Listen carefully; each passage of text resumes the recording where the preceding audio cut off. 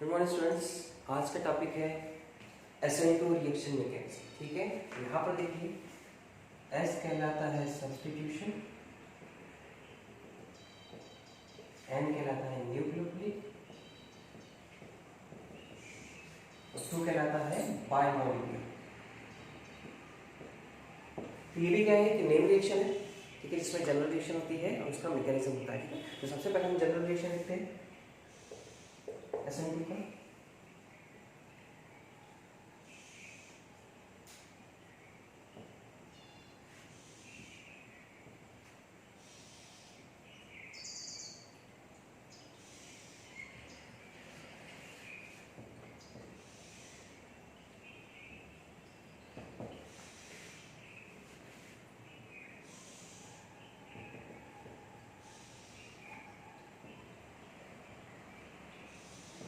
तो very simple reaction हमने क्या लिखा है, देखो हमारा जो सब्सट्रेट है वो क्या है, मिथिल ब्रोमाइड। मिथिल ब्रोमाइड का रिएक्शन कर रहा है एक्वस एनर्जी के साथ, हम कर रहा है Mithil. Very very simple reaction. So this is the general reaction of SN2 reaction. मतलब मिथिल ब्रोमाइड का रिएक्शन कर रहे हैं NaOH के साथ, हमको मिल रहा है मिथेनॉल। लेकिन कैसे रिएक्शन प्रोडक्ट कैसे मिला, देखिए मिथिल ब्रोमाइड में जो हमारा हाइड्रोजन आइटम है उसको हमारा न्यूक्लियोफाइल OH माइनस साइन क्या कर रहा है, सब्स्टिट्यूट। और OH कैसा न्यूक्लियोफिलिक इन नेचर, तो रिएक्शन कौन सी होगी, न्यूक्लियोफिलिक सब्स्टिट्यूशन। ठीक है, लेकिन यहाँ पे इस रिएक्शन का जो रेट होता है वो रिएक्टेंट और न्यूक्लियोफाइल दोनों के कॉन्सेंट्रेशन पर डिपेंड करता है, इसलिए इसको हम कहते हैं बायोमॉलिक्यूलर रिएक्शन। ठीक है, तो वो हम काइनेटिक्स में भी हम देखेंगे अच्छे से। ध्यान रखिएगा, न्यूक्लियोफाइल को हमने सब्स्टिट्यूट किया, हाइड्रोजन आइटम को न्यूक्लियोफाइल से हमने सब्स्टिट्यूट किया, ठीक है, तो हमको अल्कोहल मिल गया। कौन सी रिएक्शन होगी, nucleophilic substitution, that is biomolecular. ये जनरल रिएक्शन होगी। अब इसका देखते हैं मैकेनिज्म।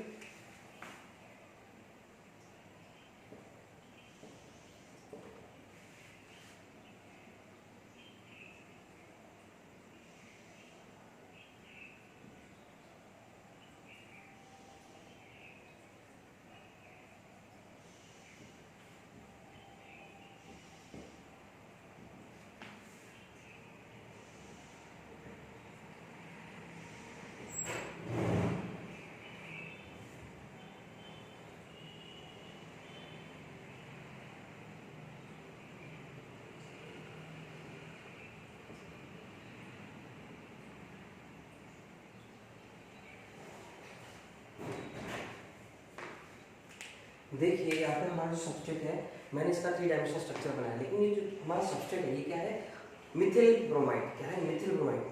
मतलब प्राइमरी अल्किल हैलाइड से भी लेस स्टेरिक अल्किल ग्रुप वाला अल्किल है, मतलब इसमें निग्लिजिबल स्टेरिक हिंड्रेंस है। CH बॉन्ड है सभी।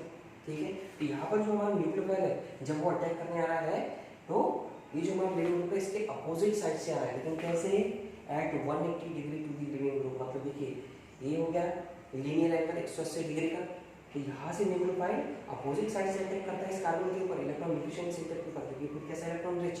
ठीक है, तो बैक साइड से अटैक कर रहा है at 180 degree to the leaving group, तो हमको क्या मिलता है, एक हाईएस्ट एनर्जी ट्रांजिशन स्टेट मिलती है।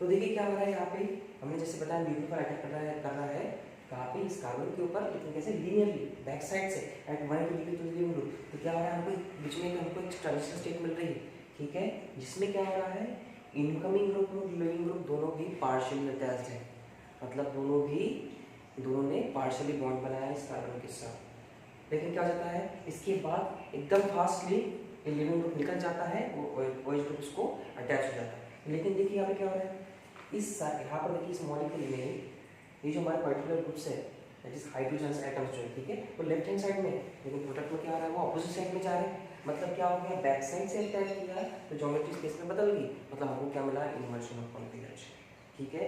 लेकिन ये पूरी स्टेप हुई, ये एक स्टेप में ही हुई, इसलिए इसको क्या करेंगे, it is a uni step process.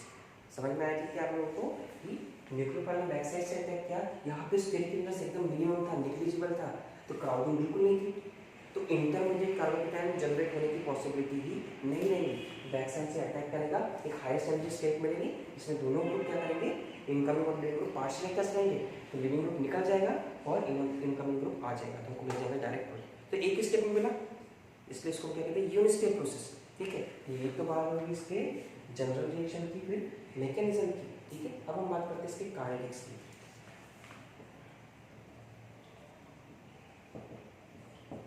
तो अकॉर्डिंग टू काइनेटिक्स क्या कहता है SN2 रिएक्शन के लिए, कि इस SN2 रिएक्शन का जो रेट है किसके ऊपर डिपेंड कर रहा है, on both the concentration of substrate as well as nucleophile. मतलब SN2 रिएक्शन का जो रेट है सबस्ट्रेट के कॉन्सेंट्रेशन के ऊपर और इनकमिंग न्यूक्लियोफाइल के कॉन्सेंट्रेशन पर डिपेंड करता है, मतलब दो स्पेसिस पर डिपेंड कर रहा है।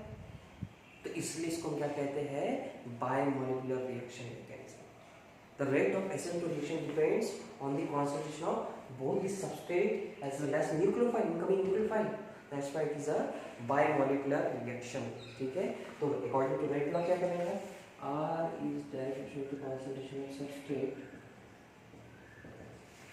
and nucleophile. इस रिएक्शन में हमारा सबस्ट्रेट क्या है, मेथिल और न्यूक्लियोफाइल क्या है, OH-। तो R इज इक्वल टू क्या आ जाएगा, K into CH3Br OH-। तो देखिए रेट क्या है, डायरेक्टली क्वेश्चन है इसको सबस्ट्रेट को भी और न्यूक्लियोफाइल, मतलब दो स्पीसीज है, रिएक्टेंट में दो स्पीसीज थी, इसलिए इसको हम क्या कहते हैं, बायमोलिकुलर रिएक्शन। और देखिए दोनों की जो कॉन्सेंट्रेशन का जो पावर है, यहाँ पर भी 1 है और यहाँ पर भी 1 है, इसलिए इसको हम सेकंड ऑर्डर रिएक्शन भी कह सकते हैं, ठीक है। So it is a bimolecular reaction. यहाँ पे समझ में आया जनरल रिएक्शन मैकेनिज्म, रेट, ठीक है। तो रेट क्या दोनों के कॉन्सेंट्रेशन पर डिपेंड करता है, इसलिए इसको कहते हैं बायमोलिकुलर रिएक्शन, ठीक है। चलो इसलिए स्टीरियोकेमिस्ट्री देखते हैं।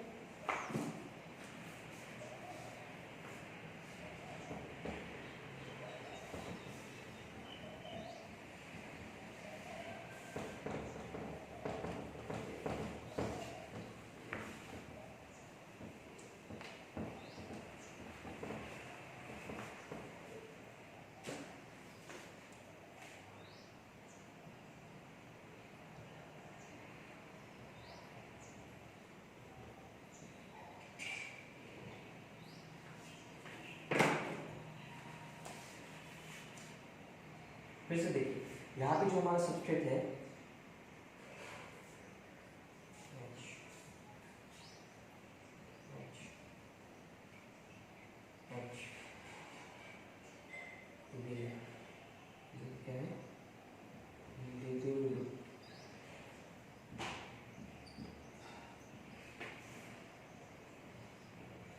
तो देखिए ध्यान रखिएगा इस सबस्ट्रेट में बिल्कुल भी स्टेरिक यूनिट्स नहीं है, मतलब वो ज़्यादा क्राउडिंग वाला ग्रुप नहीं है यहाँ पे। तो यहाँ पे बैक साइड का अटैक मैक्सिमम पॉसिबल है, तो बैक साइड से ही क्यों करते हैं, फ्रंट साइड से क्यों नहीं कर सकते इसमें। अगर फ्रंट साइड से करेंगे, देखिए ये भी कैसा है, ये लीडिंग ग्रुप है, खुद भी इलेक्ट्रॉन नीचे और ये भी इलेक्ट्रॉन नीचे, इनके बीच में क्या हो जाएगा, रिपल्शन हो जाएगा। इसलिए हम क्या करते हैं, SN2 रिएक्शन में बैक साइड से ही अटैक करते हैं। और क्यों कर सकते हैं, क्योंकि यहाँ पे मिनिमम स्टेरिक यूनिट्स है। तो अगर मैं यहाँ पे बैक साइड से अटैक करता हूँ तो ये ग्रुप निकल जाएगा, लेकिन यहाँ पर देखिए क्या हो जा रहा है, बैक साइड से हमने अटैक किया, एक इंटरमीडिएट ट्रांजिशन स्टेट में भी जो हमने बताया था थोड़ी देर पहले।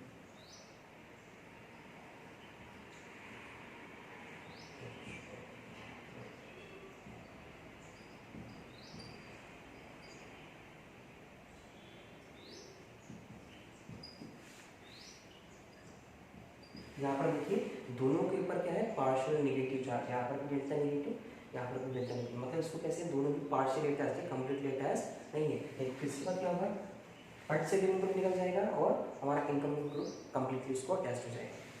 लेकिन क्या हो जाएगा, स्पेस में ज्योमेट्री इसकी बदल जाएगी।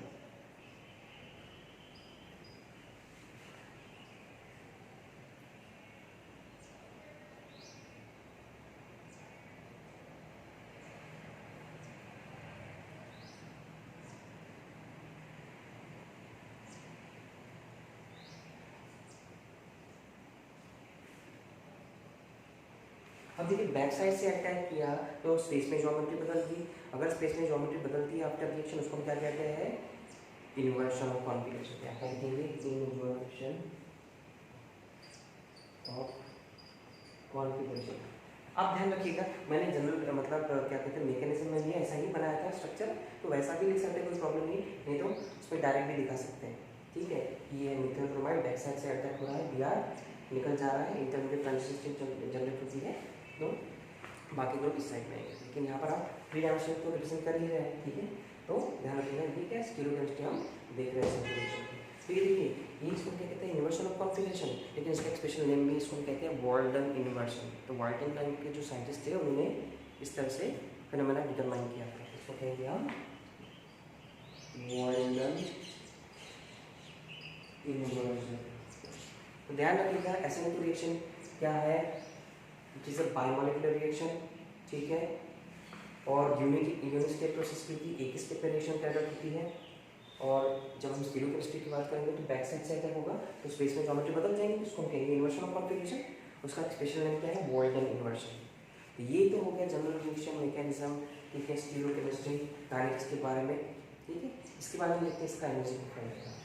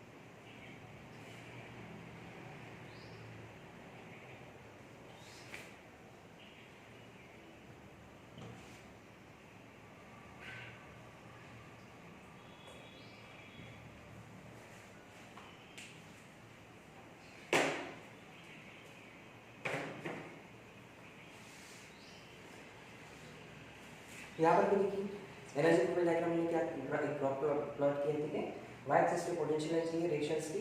ठीक है, और यहाँ पर रिएक्शन कोऑर्डिनेट्स x एक्सिस पे। ठीक है, देखिए रिएक्टेंट क्या हो रहा है, पहले रिएक्ट करेगा फिर क्या बनेगा, प्रोडक्ट। तो रिएक्टेंट जा रहा है, रिएक्टेंट से प्रोडक्ट में जा रहा है। ठीक है, तो रिएक्टेंट करने से कुछ पोटेंशियल एनर्जी होगा, बाद में प्रोडक्ट मिला उसका कुछ पोटेंशियल एनर्जी होगा। इसका डिफरेंस निकालने का क्या मिलेगा, डेल्टा, जिसका वैल्यू है नेगेटिव। लेकिन रिएक्टेंट को प्रोडक्ट में कन्वर्ट होने के पहले उस रिएक्शन का जो हाईएस्ट एनर्जी स्टेट रहेगा उसको किससे डिफाइन करेंगे, ट्रांजिशन स्टेट से। तो इसको यहाँ से यहाँ तक लाने के लिए जो एनर्जी लगती है उसको हम क्या कहेंगे, एनर्जी ऑफ एक्टिवेशन। तो यहाँ पे एक ही पीक है क्योंकि ये क्या है, यूनिक स्टेट प्रोसेस, एक ही स्टेट की प्रोसेस होती है मैकेनिज्म होती है, इसलिए हमने यहाँ पे एक ही बनाया। ठीक है, तो this is the energy profile diagram for SN2 reaction. ठीक है, और लास्ट पार्ट में क्या है, factors affecting the rate of SN2 reaction, वो दे दिए हैं।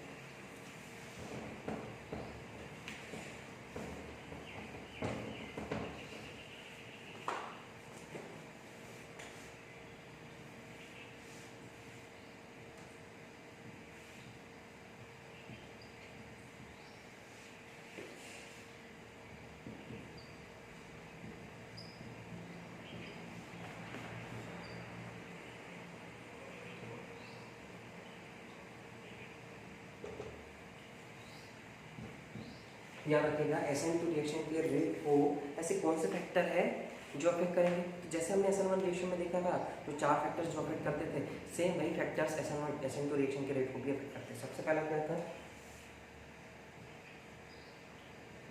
Structure of the substrate.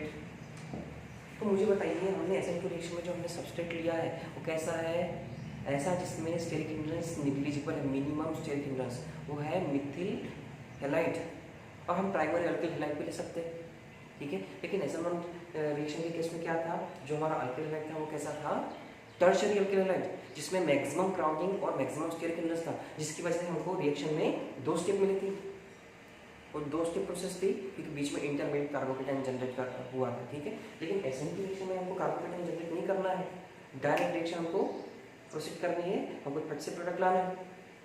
तो न्यूक्लियोफाइल जब अटैक करने आ रहा है तो अगर मिनिमम स्टेरिक हिंड्रेंस रहेगा तो रिएक्शन हमको बहुत जल्दी मिल जाएंगे, एक स्टेप में मिले। तो इसलिए हमारे जो क्या कहते हैं सबस्ट्रेट है, उनका स्ट्रक्चर कैसा होना चाहिए, जिसमें मिनिमम क्राउडिंग रहना चाहिए, मिनिमम स्टेरिक हिंड्रेंस रहना चाहिए। तो ऐसे कौन से रहते हैं अल्किल हैलाइड्स, वो रहते हैं Mithil halide, primary alkyl halide, और सेकेंडरी अल्किल हैलाइड हमको क्या देता है, मिक्स्ड SN1 SN2 रिएक्शन। ये ध्यान रखिएगा। तो ऑर्डर क्या रहना चाहिए SN2 रिएक्शन के लिए, स्ट्रक्चर कैसा होना चाहिए सबस्ट्रेट का SN2 के लिए, methyl halide, then primary alkyl halide, then secondary alkyl halide, then tertiary alkyl halide.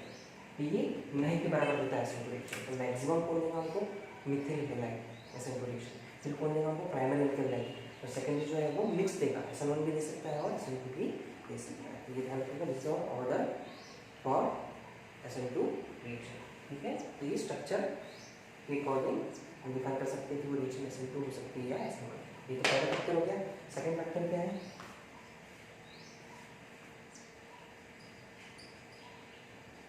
concentration and reactivity of nucleophile. Second जो हमारा फैक्टर है वो क्या है, न्यूक्लियोफाइल की रिएक्टिविटी और उसका कॉन्सेंट्रेशन। तो याद रखिए SN2 रिएक्शन में न्यूक्लियोफाइल जितना ज़्यादा रिएक्टिव रहेगा, जितना ज़्यादा उसका कॉन्सेंट्रेशन रहेगा, उतनी ही ज़्यादा वो SN2 रिएक्शन देगा, ठीक है।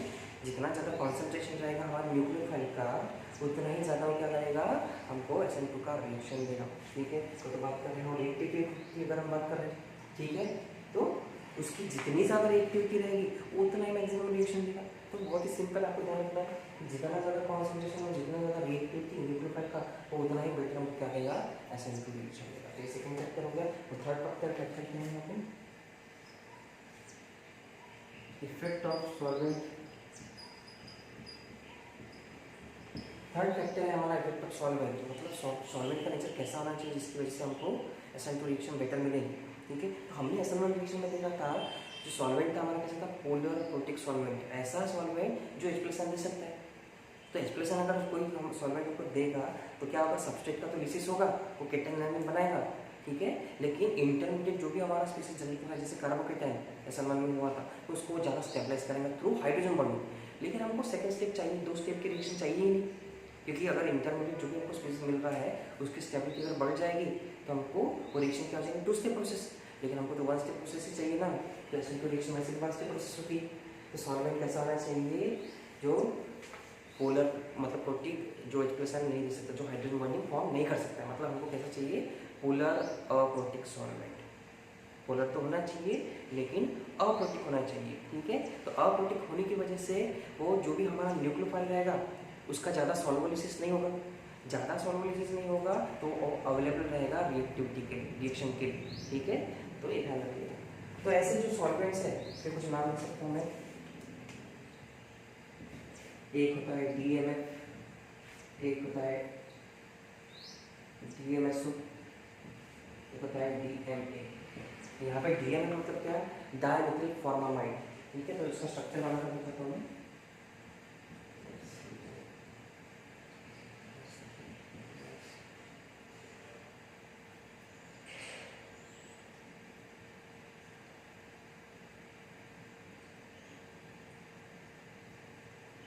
तो देखिए डायमिथिल फॉर्मामाइड, ये CO बॉन्ड कैसा है, पोलर नेचर का है, ये पोलर तो है लेकिन यहाँ पे कोई भी एक्टिव हाइड्रोजन नहीं है, मतलब एक्सप्रेशन होंगी लॉस नहीं कर सकता, ठीक है। ये कैसा होता है, पोलर तो है लेकिन कैसा अप्रोटिक है, पोलर अप्रोटिक सॉल्वेंट। तो पोलर अप्रोटिक सॉल्वेंट अगर रहेगा तो न्यूक्लियोफाइल का ज़्यादा सॉल्युबिलिटी नहीं होगा, और सॉल्युबिलिटी ज़्यादा नहीं होगा तो अवेलेबल रहेगा क्या, हमारे सब्सट्रेट को ब्रेक करने के लिए, ठीक है। तो SN2 रिएक्शन का रेट बढ़ाने के लिए हमारा सॉल्वेंट कैसा होना चाहिए, पोलर अप्रोटिक सॉल्वेंट होना चाहिए। डायमिथाइल सल्फोक्साइड CH3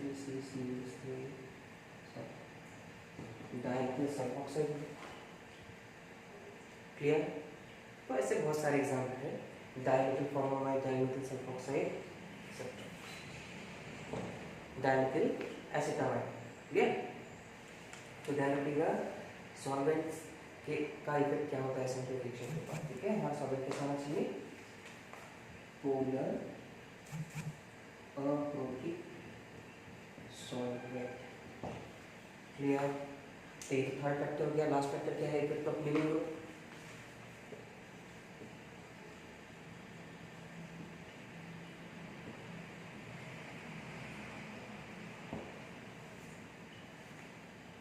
तो आपको पता ही है जो जितना ज़्यादा बेटर लिविंग ग्रुप है, जो जल्दी लिविंग ग्रुप निकल जाएगा, ठीक है, तो उतना ही ज़्यादा रिएक्शन का रेट मतलब बढ़ा देगा SN2 रिएक्शन का, ठीक है, जल्दी से हमको प्रोडक्ट मिल जाएगा। तो सेम हमारा वो क्या कहते हैं ऑर्डर होना चाहिए। अगर मैं आयोडाइड आयन की बात करूँ, ब्रोमाइड आयन की बात करूँ, क्लोराइड आयन की बात करूँ, क्लोराइड आयन की बात करूँ, तो इन सभी में से जो हमारा आयोडाइड आयन है, बल्कि अगर मैंने मिथिल ब्रोमाइड लिया तो मिथिल अगर आयोडाइड लेता हूँ तो आयोडाइड आयन वो जल्दी निकल जाएगा, बेटर लिविंग ग्रुप, मतलब रिएक्शन का रेट बढ़ा देगा, फिर से रिएक्शन की एक्टिवेशन एनर्जी लोअर कर देगा और रिएक्शन का रेट बढ़ा देगा। तो कैसा होना चाहिए हमारा leaving group, better leaving group होना चाहिए। तो आयोडीन कैसा है, it is a better leaving group than the other flat ion, ठीक है। तो ये क्या कर देगा, SN2 रिएक्शन का रेट बढ़ा देगा।